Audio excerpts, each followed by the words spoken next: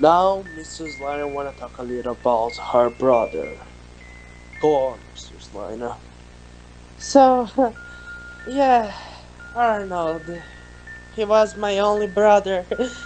I took care of him for a time when we were living together with our mother and etc. He was. How can I explain to you? I wouldn't say special because not neither of us are special. Just Jesus Christ, our Lord, and etc. But he he was he was kind of he he was a good person for me. For me, maybe not for everyone else, but for me, he was a good person.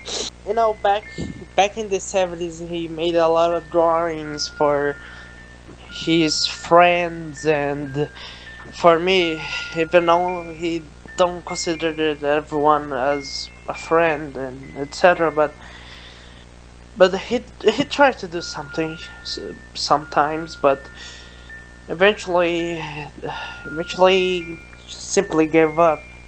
I didn't even think that he would starve himself. It's kind of weird in some stupid way. Why he would do that?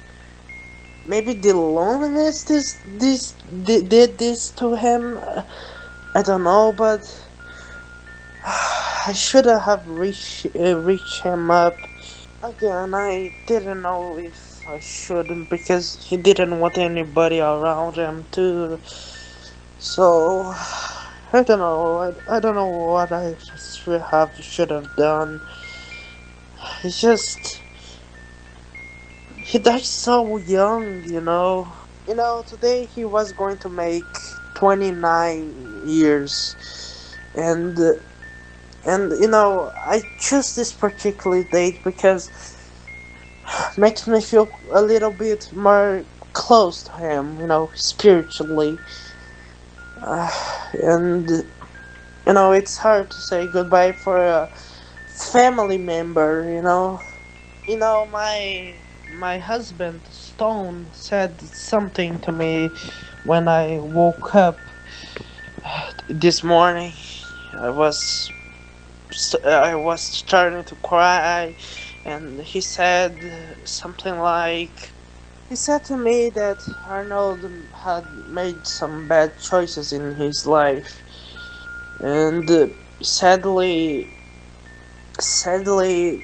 isolating himself didn't work out, and I shouldn't, and I shouldn't, and I shouldn't, and I shouldn't, and I shouldn't blame myself for this, which is one thing, one hard thing to admit. But he he didn't let me in, so I thought he was okay some way. Sorry, it's alright, honey. It's alright. Just come on here and let's say goodbye to Arnold.